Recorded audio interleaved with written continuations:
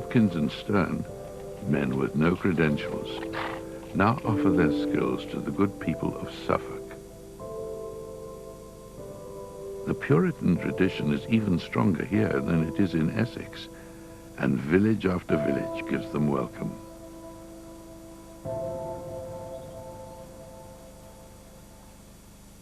Satan is abroad in England in this period. It is he who is in the king's councils. It is he who is creating the war.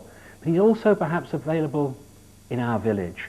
He's creating breakdown and tensions there. It's this that Stearne and Hopkins can play on.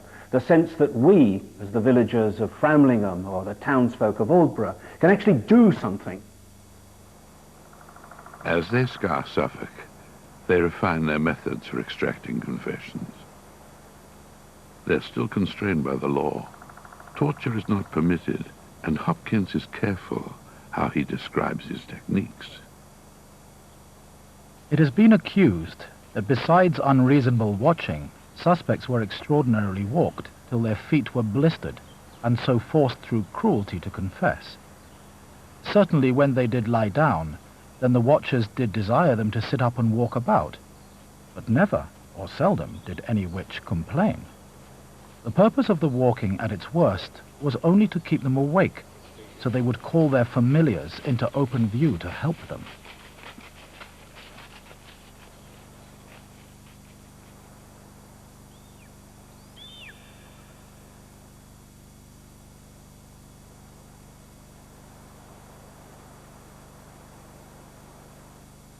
Now, whether Hopkins knew that he could get a confession by walking these people and depriving them of sleep, or whether he genuinely believed that he was the familiars would come, is a question that we don't have the answer to. I think he knew what he was doing, and this was his way of getting the confession.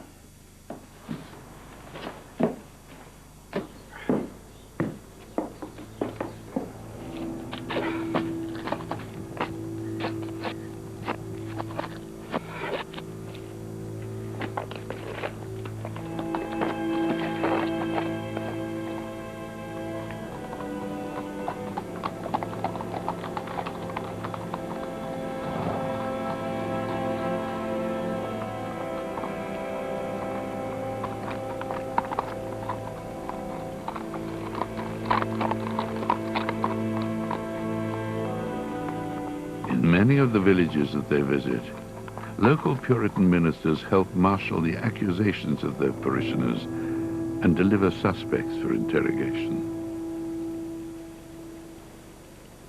As they rode into villages through East Anglia, they were presented with a rather clear socially profiled group. These would be old people, poor people, largely women. They would be people who had distinctive local reputations as odd, as strangely behaving. Hopkins and Stearne, confronted with this pattern, poor, old, women, would say, but such people are vulnerable to Satan's temptation. What we can say is they were deeply vulnerable to the investigative techniques of Hopkins and Stearne. Hopkins and Stearne have little trouble finding candidates among the downtrodden and dispossessed. Susan Steggold of Hindlesham confessed that after her marriage to her husband, the devil came to her. Her husband, being a bad husband to her, she wished he might depart, that is to say, he should die. Shortly afterwards, he died. Then she cried out, "Oh, my dear husband," and being asked whether she bewitched him dead or no, she said she wished him ill, and that whatever she wishes comes to pass.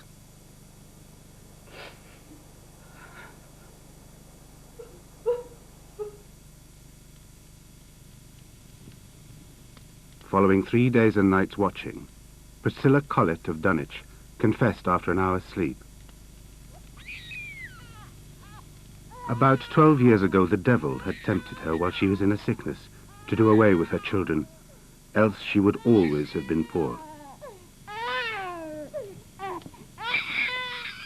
She laid one of her children close to the fire to burn it, and went again to bed.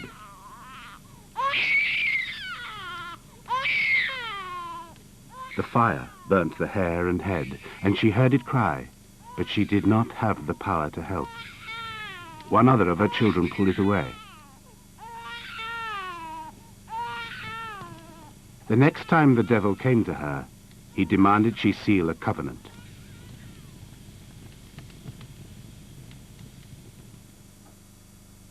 John Bisek of Waldingfield Magna confessed to me that his familiars came in the likeness of snails. He often arose out of bed, made a fire, and lay down by it to let them suck his blood. His wife said he used to tell her he was sick, but his pain was eased by this means. To clear all suspicion that might fall on her, she was searched and found clear. The accused confessed that he had followed this practice for 20 years.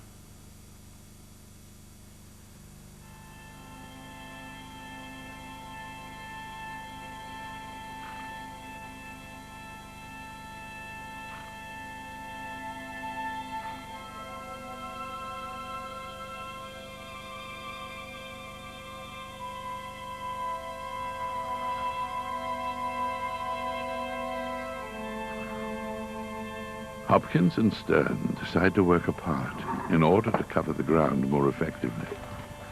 Stearne takes the western end of the county, while Hopkins concentrates on the area nearer the Suffolk coast. By now, dozens of suspects are filling Suffolk's small jails. It is a measure of Hopkins' confidence that he now turns his attention to a more ambitious target. The combination of theology and theatre have a powerful impact.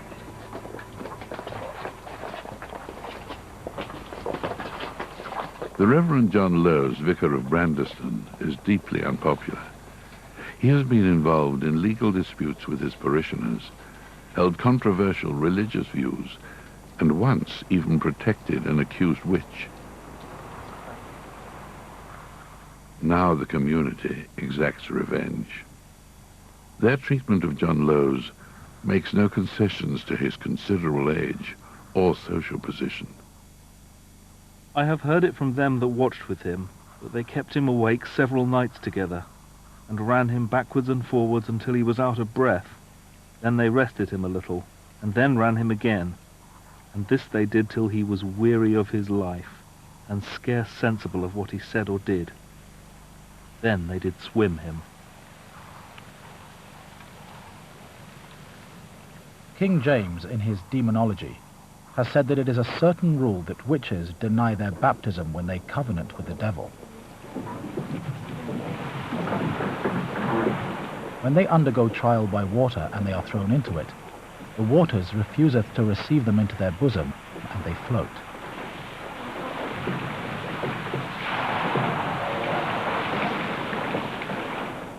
People have a preconception about the swimming of witches, whereby if you sank, you were innocent and drowned, and if you floated, you were guilty and were hanged. So there was no way out.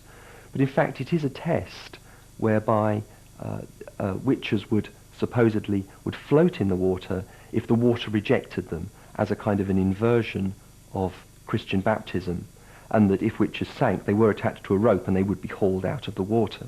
I personally think it was almost a communal way, the way a community could justify the fact that this person was indeed a witch. Hopkins could go through all his legal rigmarole, if you want, but people could actually see for themselves that this person that they were accusing was indeed a witch, and presumably get some comfort from that.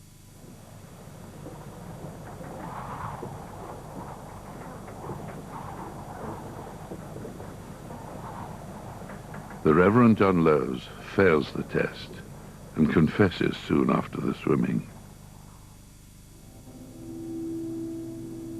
Mr. Lowes, parson of Brandeston, confessed that he bewitched a ship near Harwich, so that with the extreme tempestuous seas, the said ship was swallowed up by merciless waves. Further, he confessed that he had done other most heinous, wicked, and accursed acts by the help of 6 familiars. This Mr. Lowes had a teat on the crown of his head.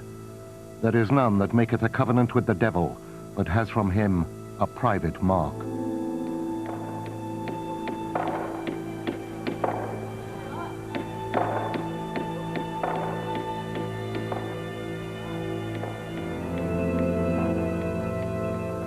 It is now 4 months since the first arrests were made, and the Essex accused are finally brought to trial in Chelmsford. Because of the disruption to central authority caused by the war, the court is headed by a soldier, Robert, Earl of Warwick. He is a prominent Puritan. For 28 of the 36, the sentence is the statutory penalty for witchcraft.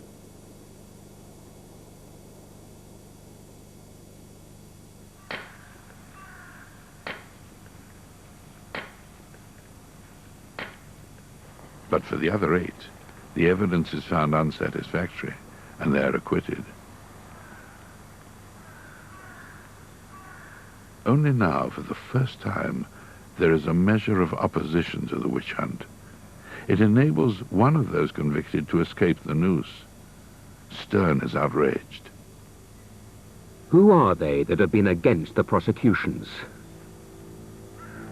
They are allied with the enemies of God. I dare not list them, not only for fear of offence, but for fear of suits of law.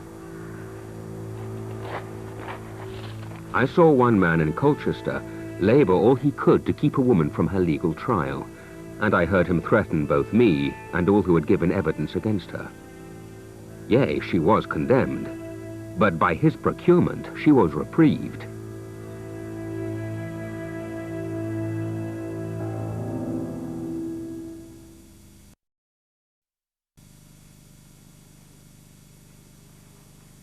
It is the end of August 1645. Now in Suffolk begins the largest witchcraft trial ever seen in England. Nearly 200 prisoners stand charged. Hopkins and Stearne, who have overseen many of the arrests, are summoned to testify.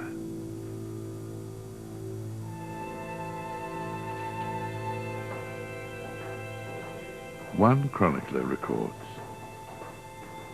"A very great number of persons have been apprehended of the damnable and diabolical sin of witchcraft, and divers of them have confessed themselves guilty thereof."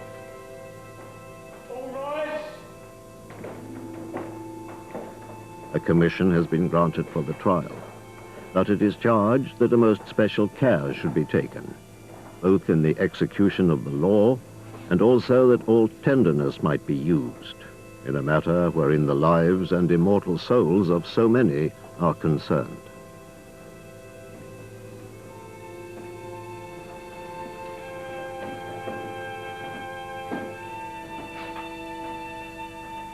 The Parliamentary Commission puts a stop to the use of sleep deprivation and the swimming test.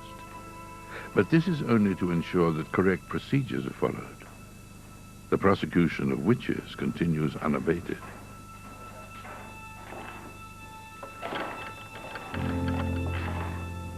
The convictions start to flow, and the killings continue.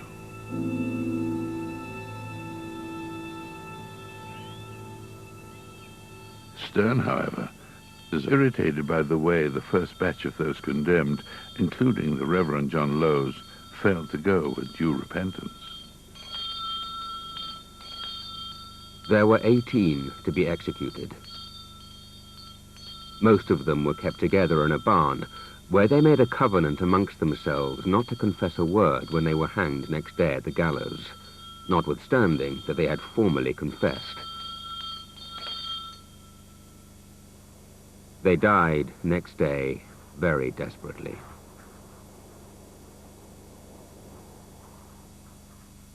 In the late summer of 1645, we're entering the most intense phase of the East Anglian witch hunts.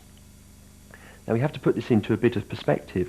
Typically, English witchcraft prosecutions happen one a year, one every other year, a very low rate of prosecution. What we've got here is something quite unique. Dozens and dozens of people who are being tried and executed.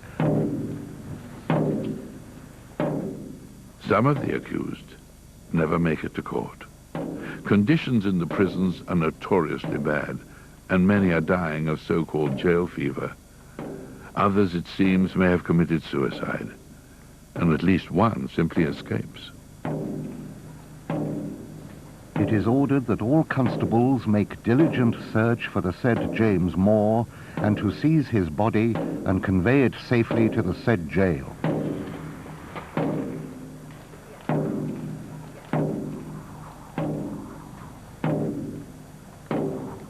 The Suffolk witch trials are prosecuted throughout the autumn.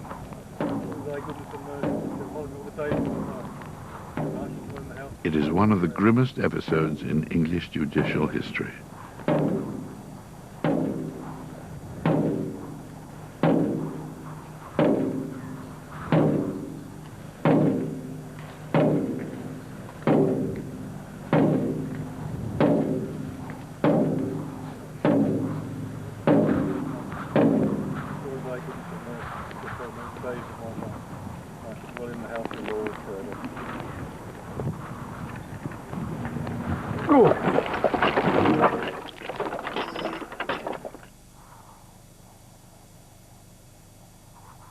It is reported in a London publication. The Moderate Intelligencer, impartially communicating martial affairs to the Kingdom of England, September 4th, 1645. Religious men say devils are wiser than men. But why then is it that devils should choose to be conversant with silly women? If the devil be so wise, why should he not choose to deal with wise men? Yet, as appears by the news we received this day from Suffolk, he meddles with none but poor old women. Life is precious, and there is need of great inquisition before it is taken away. But this is a rare voice of opposition, and it falls on deaf ears.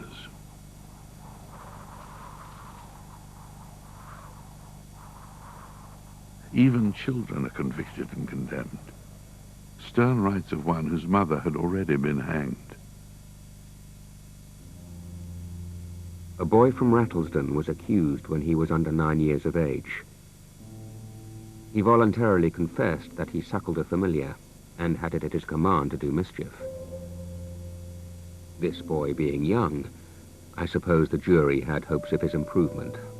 As I confess, I also had, and he was released.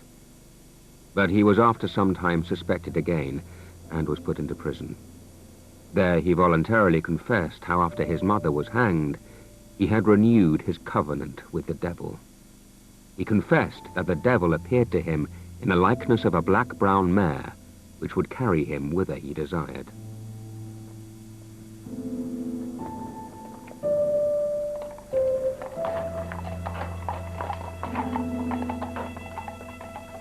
Inspired by so many successful prosecutions, Hopkins and Stearne redouble their efforts.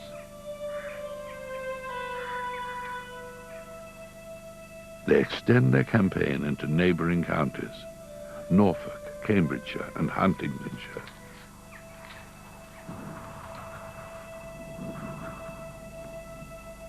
Their ambition is boundless.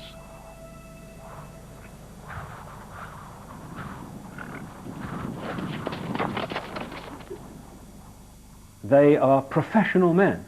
They can find witches better than anybody has ever found witches before. And this is a public service that they're engaged in. They will offer that service to the totality of society, purging the land of witches.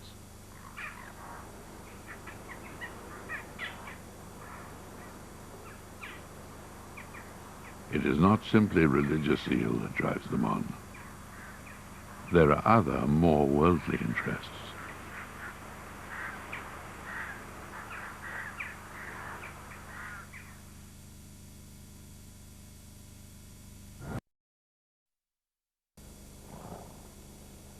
Hopkins and Stearne, now famous witch hunters, find that they can do God's work and prosper by it. It is agreed that the gentleman, Mr. Hopkins, being employed in the country for discovering witches, be sent for to come to Great Yarmouth, and that he shall have his fee and allowances for his pains, as he hath in other places. It is stated that all that this Witchfinder does is fleece the country of money. But judge how I fleeceth the country. This Witchfinder demands but £1 a town and this is the great sum he takes to maintain him and his company. But Hopkins is lying. It is a matter of record that in Aldborough he is paid £2. He later makes a second trip to the town and receives a further £2. And when he once again returns to give evidence the following year, he receives a final payment of £2. Witch hunting is proving to be a lucrative business. Hopkins and Stearne were not the only ones to profit by it. Paid to 6 men to stand guard at court and at the execution for 2.5 days at 12p a day and 6p for drink. All in, 15 shillings and 6p. About 30 years ago, I've been much troubled in my mind. There appeared unto me the devil in the likeness of a great dog. Paid to Henry Lawrence, the roper, for 7 halters and for making the knots. 8 shillings. I heard the voice of my children who had died calling to me. Mother, mother, give me your soul and I will save the life of your child which is now living.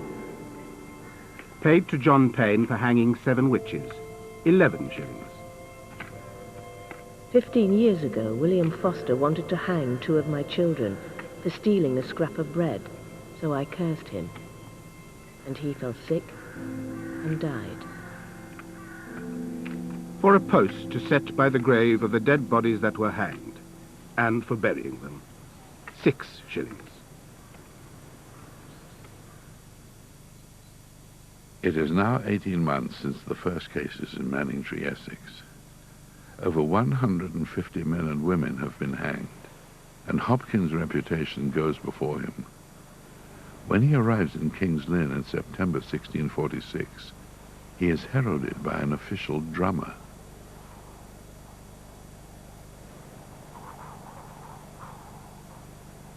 The presence of the witch hunters strikes dread into the hearts of any who fall under suspicion.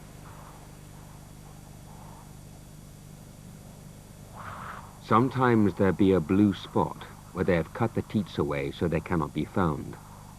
Sometimes the flesh is hollow when they pull them out with their nails, because they do not want to be found out.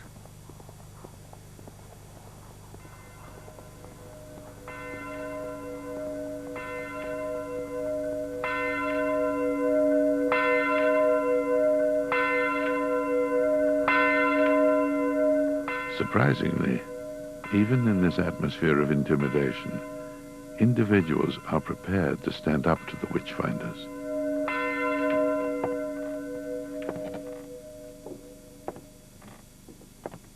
John Gall of Great Stearne preaches openly against the witchfinders' methods. The country people talk more passionately of the infallible and wonderful power of the witchfinders than they do of God. Every accident of nature is attributed as an effect of witchcraft. For this a witch must be sought out, and a witch searcher summoned. Yet this searcher's profitable skill and experience is not much improved above the ordinary person. This provokes a menacing letter from Hopkins to the authorities at Great Stearne. Hopkins is at the peak of his power. I have this day received a letter to come to your town to search for evil persons called witches. But I hear your minister is against us. I now intend to come the sooner to hear his singular judgment. I was going to Kimbolton this week, but it shall be 10 to 1 that I shall come to your town first. I had known a minister in Suffolk preach as much against us, and he was forced to recant. I much marvel that witches have any who aid them. I would certainly like to know whether your town affords many sticklers, or is willing to give us good welcome and entertainment.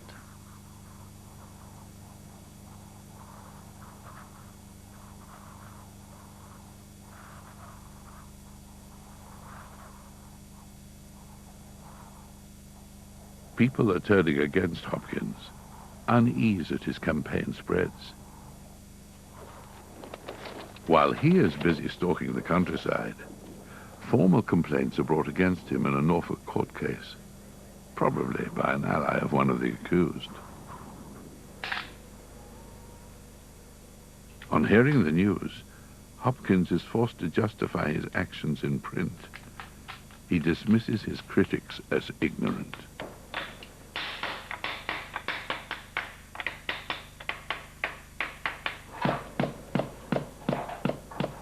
Certain questions answered which have been accused against this witchfinder, Matthew Hopkins. Query 1. That he has to be the greatest witch himself, or else how could he have done all this? Answer. Satan's kingdom could not stand if it were divided against itself. Query 2. He must then have met with the devil and cheated him of his book, in which all the witches' names in England are written, and so had help from the devil. Answer. If he had been too tricky for the devil, it would be to his great commendation and no disgrace. Query 3. From where then does his skill proceed? Answer. Not from reading learned authors, but from experience.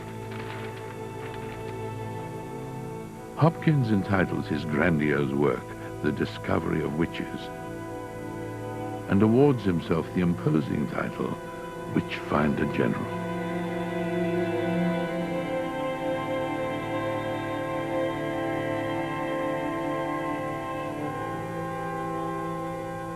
He and Stearne, unswerving in their conviction, press forward in their cause.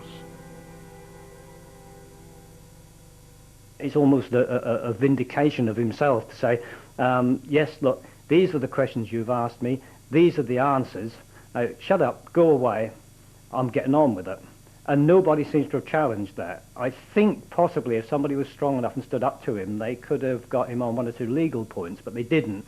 And he moves on, and Stearne moves on, and they continue to hunt and discover witches. I, Robert Ellis, to testify before the Justice of Peace for the Isle of Ely that the 4 teats found upon my body do come by reason of a great labour that I did take in my youth. And I further say that I will not confess myself a witch, though you pull me to pieces with wild horses.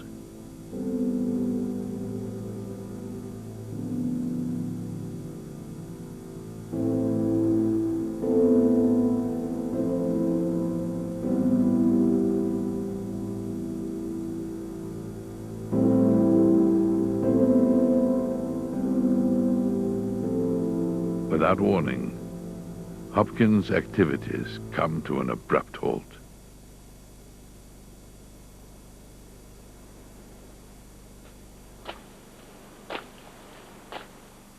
Word spreads that the Witchfinder General has been attacked, that a mob has turned on Hopkins and subjected him to his own harsh test, that they have swum him. Some gentlemen, out of indignation at the barbarity, took Hopkins and swam him, as the others had been. That cleared the country of him, and it was a great deal of pity that they did not think of the experiment sooner. But if we are to believe Stearne's account, the truth is more prosaic. The rumors are no more than the wishful thinking of villagers troubled by their own complicity.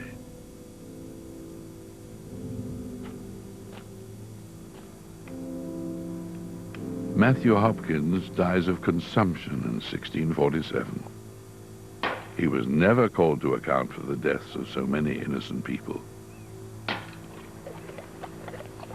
Stearne himself, after giving evidence at a few last cases, returns to his family in Essex. A year later, he publishes his own account of the affair, in which he pays tribute to Hopkins, answers criticisms, and offers advice to any who wish to follow in their footsteps as witchfinders. Since the 25th of March, 1645, we have been agents in the discovering of about 200 witches. What has been done for the common good, These witches were justly and deservedly executed following legal trials. I leave myself to the censure of the world, yet desire that it might be left to the Almighty, who knoweth the secret of all hearts. Blessed are they that do his commandments. Revelations 22:14.